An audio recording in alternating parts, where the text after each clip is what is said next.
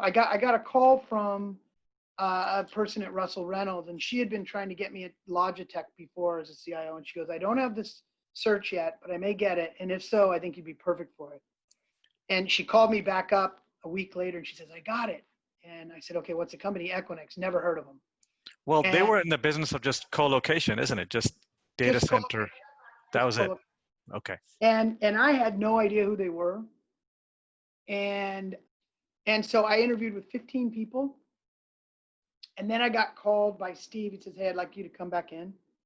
So I did. And, he's hemming and hawing. And then he goes, "I just got one question to ask you."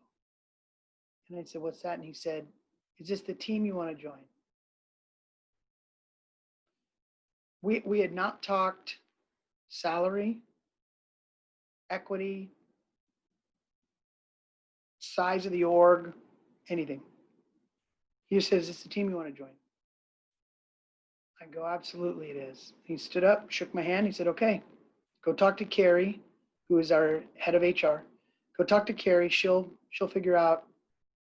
I'm sure she'll make it good. Welcome to the team." And I'll never forget that. Like, I didn't even ask. And so when I joined, I think it was 900 people and 700 million in revenue. So you've accepted the role at Equinix. What an amazing interview process. You joined, what was your title when you joined Equinix?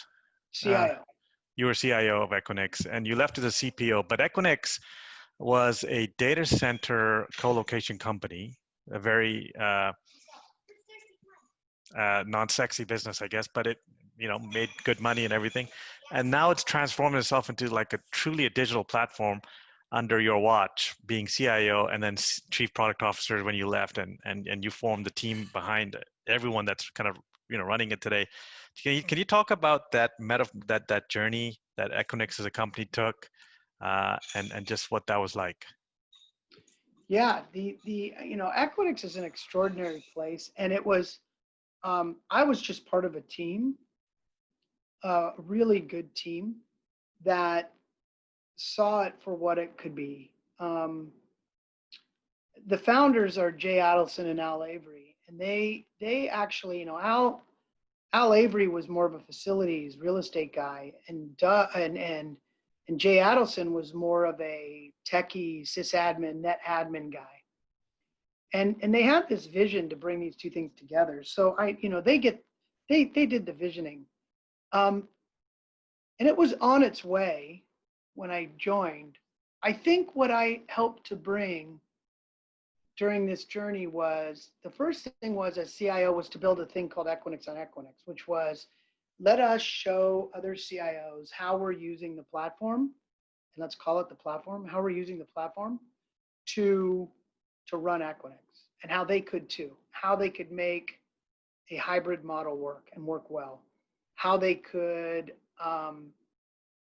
connect their supply chains, how they could, just on and on.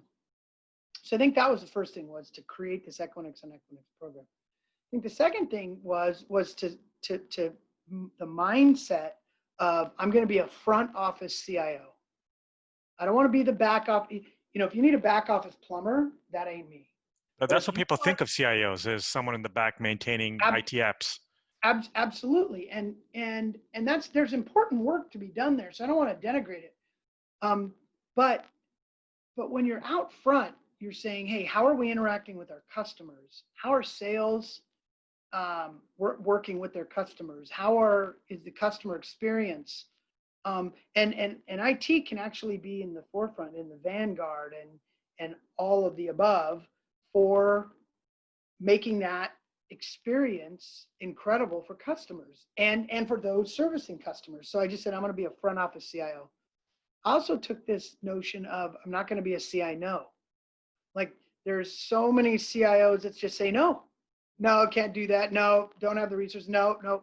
It's like, nobody wants to work with you. So it's like, okay, let's figure out how we can do this. And so, these handful of things that are captured in the tagline that I use there all the time, which was attitude is everything. It was just attitudinal. Like, I'm going to build this program and show CIOs how we're using it. I'm going to be a front office CIO. I'm going to be in that lead role. And I'm not going to be saying no all the time. And it was an attitude. But Brian, this And wasn't a time when, this is the early 2010, 11, 12, 9, 10, 11, 12, 13. 2008. I joined in 8. 2008. Okay, Yeah. let's just be real here for a second.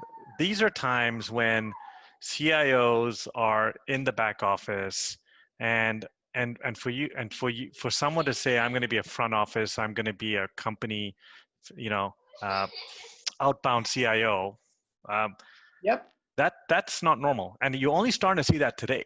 It's starting to happen today, but And that I do think that I was an early guy in that view. And I think the other piece was how could we innovate? And by the way, this is not all me. I had such an amazing team and recruited and built an amazing team of people, many of whom are still there, who are just so bright and so hardworking and taught me so much that I realized we could also be innovative. Like we could actually innovate some things that could become products. And I think we led that notion in the Equinix on Equinix program. What we found was that there's some products, which some of those products were just architectures that customers needed.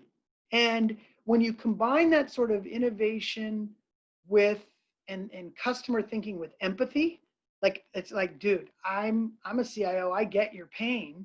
I'm lucky because I actually get to sit in Equinix, but I think we can help you. Man, it's a powerful motivator. It's a powerful sales tool. And it worked because we just started to, we built out the entire solution architecture function based on an engagement with the CIO of Pepsi, Robert Gibson. I remember the meeting. Steve went on and on, blah, blah, blah. CEOs do. CFO went on and on, blah, blah, blah. I was supposed to get an hour. I got 20 minutes, maybe not even that. And when I told Robert this story, he said, wait. Tell me that again. And I did. And he goes, if this is true, there's gold in them thar hills. That's what the CIO of Pepsi said. And what he said is, can you come down here to my place and spend all day with me and my team and teach me this stuff? And so we did. I flew down there. I brought Amr with me. Amr will remember this story. And we were teaching them. And at the end of the day, they became a huge customer.